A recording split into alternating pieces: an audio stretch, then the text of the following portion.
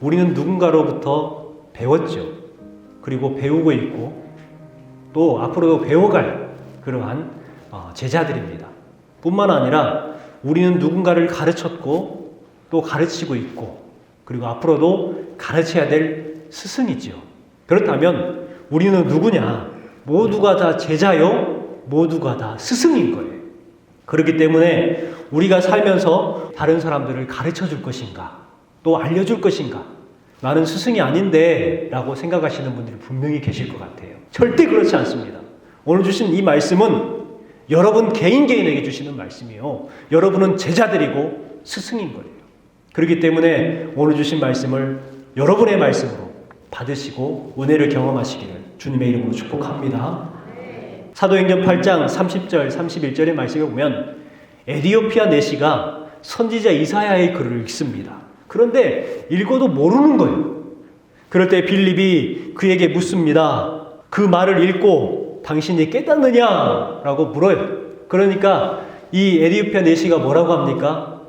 지도해주는 사람이 없는데 어찌 깨달을 수 있겠느냐? 답답한 거예요.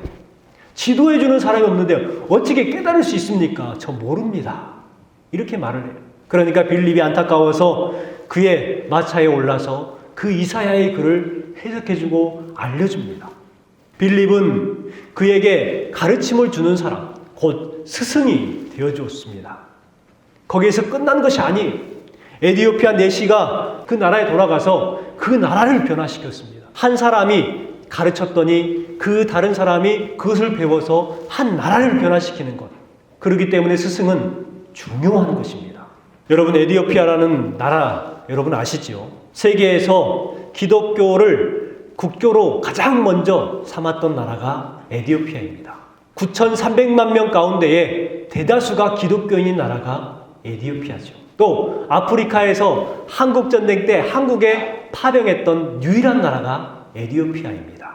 어떻게 이렇게 한 나라가 변화가 되게 되었을까요? 만약에 빌립이 에디오피아 내시에게 가르침이 없었다면 에디오피아는 변화되지 못했을 겁니다. 오늘날과 같이 그렇게 기독교 국가가 되지 못했을 겁니다. 그러나 빌립이 에디오피아 내시를 가르쳤고 그 가르침을 받았기 때문에 비로소 한 나라가 변화가 된 거예요. 여러분, 교회에서나 세상에서나 가르치는 스승 매우 중요하고 존경받아야 마땅합니다. 과거에는 군사부 일체라고 말을 합니다. 임금과 스승과 아버지는 하나다라는 뜻이죠. 유대 사회에서도 가장 존경받는 사람들이 누군 줄 아십니까? 정치가 아닙니다. 재력가요? 아니에요. 군인들? 아닙니다. 누가 제일 존경받느냐? 스승이 존경을 받아요. 스승을 랍비라고 부릅니다. 랍비. 이 랍비라는 뜻이 뭐냐면 위대하신 분이라는 거예요. 존경받아 마땅하신 분이라는 거예요. 그만큼 이스라엘 백성들은요, 스승을 그렇게 존경했습니다. 스승을 존경할 줄 아는 나라는 성장하게 되어 있고 발전하게 되어 있는 것이죠. 여러분, 스승이라는 의미는 가르쳐서 인도하는 사람이라고 말을 합니다. 가르쳐서 인도하는 사람. 스승은 크게 두 가지 일을 하는 사람을 말하죠. 첫 번째는 가르치는 사람. 그런데 이것을 가르치기만 하면 스승이 될까요? 아닙니다. 반쪽짜리 스승이죠. 온전한 스승은 어떤 사람이냐? 가르칠 뿐만 아니라 인도해주는 사람이 바른 스승이에요.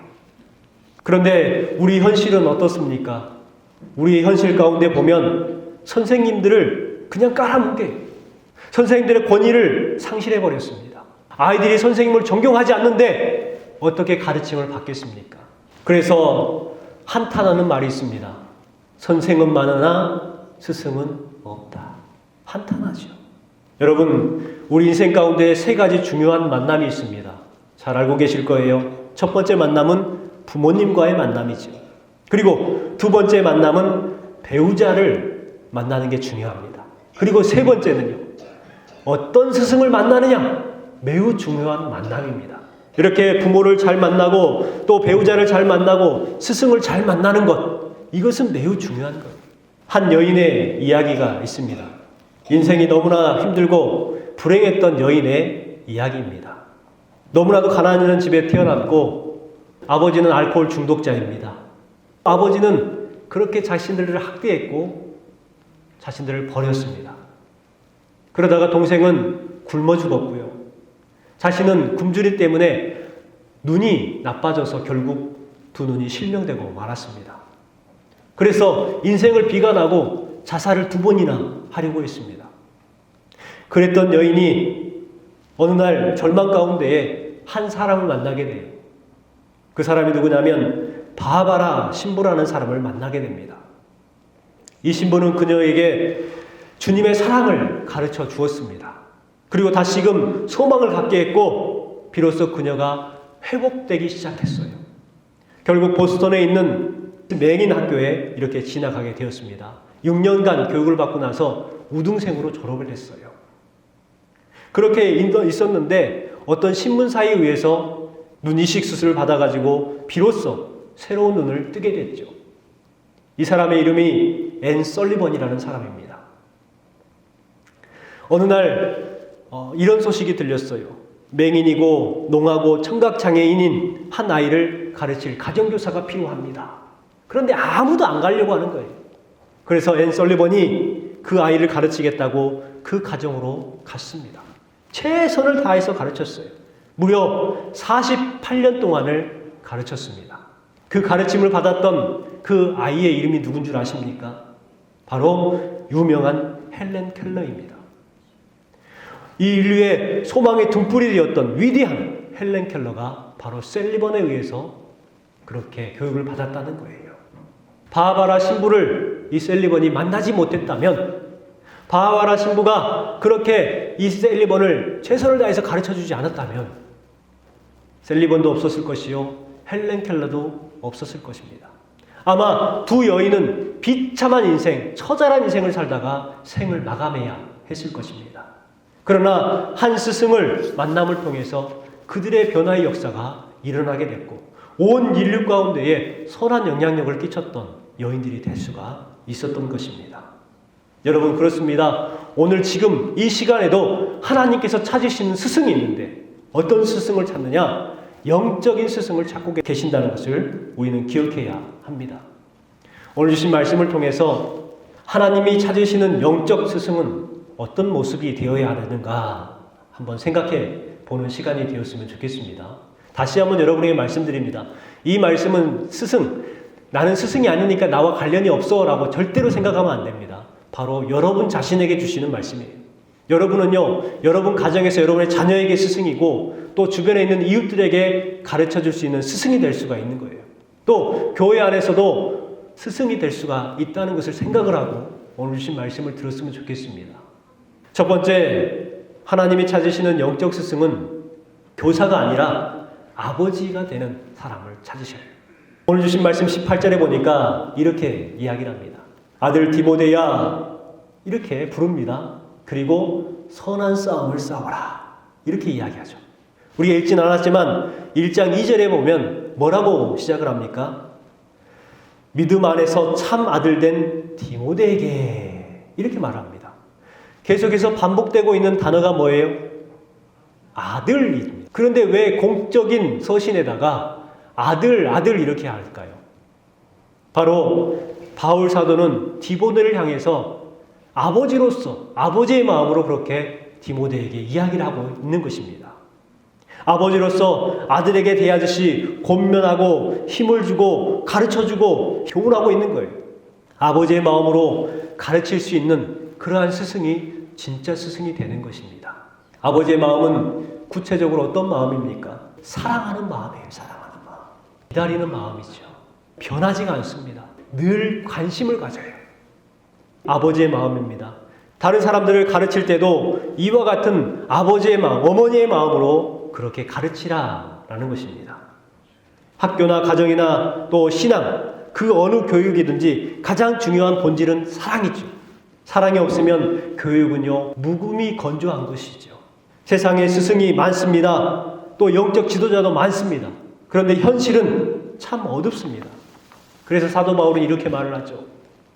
그리스도 안에서 일만 스승은 있으되 아비는 많지 아니하니 그리스도 예수 안에서 복음으로서 내가 너희를 낳았음이라. 바울 사도께서는 성도들을 제자로 생각하지 않았습니다. 자녀들로 생각을 했어요. 그래서 사도 바울께서 뭐라고 합니까? 내가 너희를 낳았음이라 이렇게 말을 하고 있습니다. 일만 스승보다 아버지의 마음을 품은 스승이 필요한 시대가 지금 이 시대입니다. 행복한 동화 2권에 보면 물 한 컵의 용서가 나옵니다. 모두가 가난했던 시절이었죠. 어떤 아이들이 개구장이었습니다. 학교에 가서 너무나 배가 고프니까 그 우유 가루가 있고 건빵이 있는 부식 창고에 들어가서 고르게 들어가가지고 건빵을 챙기기 시작했어요. 그리고 그 우유 가루 있잖아요. 우유 가루를 이렇게 먹기 시작했습니다. 그런데 급하게 먹다 보니까 이게 어떻게 되냐면 가루가 기도로 넘어가 버려요. 어떻게 되죠? 컬럭컬럭 하기 시작해요. 기침이 나가지고 이쪽에서 콜록 하니까 또 다른 친구도 계속 콜록콜록 하면서 모여가지고 먹던 애들이 다 콜록콜록 거립니다. 지나가던 그 학교에서 가장 무서운 선생님, 그 선생님이 가다가 그 기침 소리를 듣고 문을 열어봤어요. 그랬더니 과관인 거예요. 얼굴에 그냥 분칠을 해가지고 있고 콜록콜록 하고 있어요. 가슴을 두드리는데 콜록콜록이 멈추지 않습니다. 이 아이들이 갑자기 겁에 질렸어요. 큰일 난 거죠. 이제 우리 큰일 났다. 선생님한테 들켰다. 선생님이 너희들 교무실로 와! 하고 그렇게 갑니다. 그러니까 이 아이들이 교무실로 끌려가면서 죽을 맛이에요. 이제 우리 큰일 났다. 그렇게 기침을 하면서 교무실까지 갔는데 이 선생님이 갑자기 주전자를 들고 와서 컵에 물을 따르기 시작하는 거예요. 그리고 학생들에게 물을 줍니다. 야 이놈들아, 그렇게 가루 급하게 먹다가 체하면 어떻게 하려고 그래? 하면서 물을 주는 거예요. 그 물을 받아먹은 이 개구쟁이들의 마음에 뭉클해졌습니다. 그리고 이런 생각을 하게 되었다고 그래요. 그래 나도 커서 저 선생님처럼 용서해주는 사랑의 선생님이 돼야지. 그런 생각을 했다고 합니다. 여러분 이것이 바로 사랑을 가르치는 교사의 모습이 아니겠습니까? 1994년 세상을 떠들썩하게 했던 이야기가 있지요. 지존파의 두목이었던 김귀환이라는 사람이 있습니다. 그는 초등학교 시절 1등을 놓치지 않았던 우등생이었어요. 공부를 잘했다고 그래요. 그런데 돈이 없어서 학교를 제대로 다니지 못했다고 합니다. 이분이 나중에 성인이 되어서 지존파를 결성하게 되었고 결국 살인, 강도, 강간, 납치, 폭력 집단 결성 등으로 사형을 당했습니다. 그런데 이 두목 김귀환이 최후의 진실 가운데 했던 이야기가 있어요. 그 이야기가 뭐냐면 이런 이야기였습니다. 집이 너무 가난해서 학교 갈 때 크레파스를 사갈 수가 없었습니다. 그런데 선생님이 그런 저를 친구들 앞에서 모욕하고 옷을 벗긴 채 알몸으로 복도에 서 있게 했습니다. 수치스러웠습니다. 가난이 저주스러웠습니다. 그 선생님은 저에게 다음부터는 훔쳐서라도 가져와 라고 야단쳤습니다. 그때 선생님이 저에게 모욕을 주지 않았더라면 제가 이런 범죄자가 되지 않았을지도 모릅니다. 이렇게 최후의 진술을 했다고 합니다. 그분에게 아버지의 심정으로 가르쳐 주었던 선생님이 계셨다면 그는 살인자가 되지 않았을 겁니다. 여러분이 위대한 부모와 위대한 스승이 되시기를 주님의 이름으로 축원합니다. 두 번째는 하나님이 찾으시는 영적 스승은 바로 말씀을 가르치는 또 말씀으로 인도하는 스승을 찾고 계십니다. 오늘 주신 말씀 18절을 같이 한번 읽어볼까요? 아들 디모데야 내가 내게 이 교훈으로서 명하노니 전에 너를 지도한 예언에 따라 그것으로 선한 싸움을 싸우며. 아멘. 사도 바울께서 믿음의 아들 디모데에게 부탁을 합니다. 첫 번째 부탁이 뭐냐면 예언을 따르라 라는 거예요. 예언을 따르라. 이 예언은 뭐냐면 말씀을 가리킵니다. 생명의 말씀, 약속과 언약의 말씀을 따라 살아가라. 이렇게 지금 이야기하고 있는 것입니다. 스승은요, 이처럼 말씀을 가르치고 인도해주는 생명의 인도자들이 되어야 하는 거예요. 요즘 학교 선생님들의 이야기를 들어보면 가르치기 너무 힘들다고 합니다. 애들이 말도 안 듣고 말대꾸하고 훈계하면 엄마에게 일러요. 또 엄마는 그 이야기를 듣고 학교에 찾아와가지고 선생님들을 가르칩니다. 훈계합니다. 그러니 힘들어요. 그런데 문제는 뭔지 아십니까? 힘드니까 아이들을 안 가르칩니다. 어떤 선생님들은 학생들에게 이렇게 말합니다. 학원에서 배웠지? 라고 말한다고 해요. 큰일이죠. 물론 다 그런 건 아닙니다. 일부가 그렇겠죠. 스승의 날 신문에 실렸던 내용들을 한번 살펴보았습니다. 어떤 소식이 대부분이었냐면 스승의 날 개인정보 노출을 근심하고 있는 교사들, 사생활 침해를 걱정하고 있는 교사들의 고충 해결, 해소, 이러한 내용들만 가득 기록되어 있었습니다. 그 어디에도 가르치지 못한 안타까운 마음은 단 1도 없었습니다. 그러나 스승의 사명을 감당하는 선생님도 참 많이 있습니다. 전에 저희 아이들이 다녔던 학교가 빛고울 혁신학교라는 그런 학교였습니다. 선생님들이요, 사명감을 가지고 가르쳐요. 준비하고 연구하고 최선을 다해서 노력하는 모습을 보고 저는 감동했던 적이 있습니다. 그렇게 열심히 가르치는 선생님들이 있어요. 저는 그 선생님들의 모습을 보면서 내가 그래야 되겠다. 또 오늘 주신 말씀을 생각하면서 묵상하면서 생각나는데 우리 성도들이 이와 같았으면 좋겠다. 가르치는 스승으로서 선생님으로서 적극적으로 준비하고 연구하고 가르치고 최선을 다하고 노력하는 그러한 스승들이 되어야 한다는 생각을 해보게 되었습니다. 여러분, 교회 학교 교사를 맡고 있는 여러분들 꼭 기억하시기 바랍니다. 대충 준비하지 마십시오. 또한 이 말씀은 저에게 하는 말씀입니다. 말씀을 준비할 때에 너 대충 하지 마. 이렇게 저의 스스로를 계속 다독입니다. 여러분, 주변에 있는 이웃들에게 하나님을 전할 때에도 최선을 다해서 전하시기 바랍니다.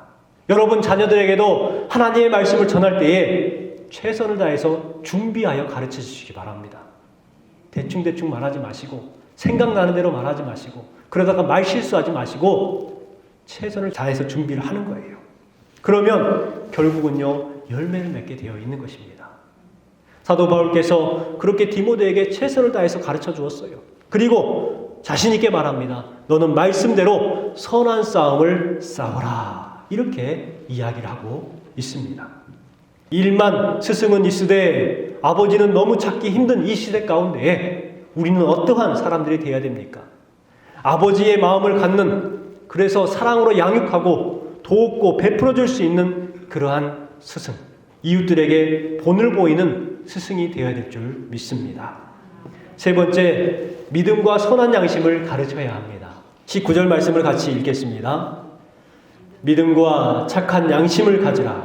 어떤 이들이 이 양심을 버렸고 그 믿음에 관하여는 파선하였느니라. 우리들이 가르쳐야 될 중요한 내용은요, 믿음과 선한 양심입니다. 우리의 다음 세대들이 이 썩어져가는 세상 가운데서 빛과 소금의 사명을 감당하고 살아갈 수 있는 방법은 딱 이거밖에 없어요. 믿음과 선한 양심. 믿음과 선한 양심이 없으면 어리석은 자가 됩니다. 매우 중요하죠. 어리석은 사람들은 초점이 없습니다. 공허해집니다. 또 결국은 타락할 수밖에 없는 거예요. 그렇기 때문에 우리들과 우리의 다음 세대들에게 꼭 필요한 것이 믿음이요 선한 양심을 갖는 거예요. 19절 하반절에 보십시오. 믿음에 파선하여 양심을 버린 자가 있다고 지적을 합니다. 그 사람들이 20절에 기록되어 있는데 후메네오와 알렉산더입니다. 이 사람들도 믿음이 있었고 선한 양심이 있을 때가 있었습니다. 하지만 이들이 믿음을 버렸고 선한 양심을 버렸어요. 그랬더니 이들이 어떻게 됩니까? 결국은 안타까운 일이 벌어지고 맙니다. 사탄에게 넘겨줬다라고 이야기합니다. 얼마나 큰 충격입니까? 믿음과 선한 양심은 이렇게 중요한 거예요. 그렇기 때문에 저와 여러분은 이 믿음과 선한 양심을 소유하는 신앙생활을 해야 되고 우리의 후손들도 이와 같이 믿음과 선한 양심으로 살아가도록 가르쳐 주어야 하는 것입니다. 여러분, 믿음과 선한 양심을 가지라, 이 뜻을 다른 말로 한다면 예수님을 닮아가는 삶을 살아라 라는 뜻입니다. 예수님을 닮아가는 삶. 베드로전서 3장 16절에 보면 베드로 사도가 이렇게 이야기를 합니다. 선한 양심을 가지라. 이는 그리스도 안에 있는 너희의 선행을 욕하는 자들로 그 비방하는 일에 부끄러움을 당하게 하려 함이라. 이렇게 이야기하고 있습니다. 선한 양심을 가지라는 거예요. 그래야 부끄러움을 당하지 않는다라고 이야기를 합니다. 여러분, 선한 양심을 가지라. 오늘 우리에게 꼭 필요한 말씀입니다.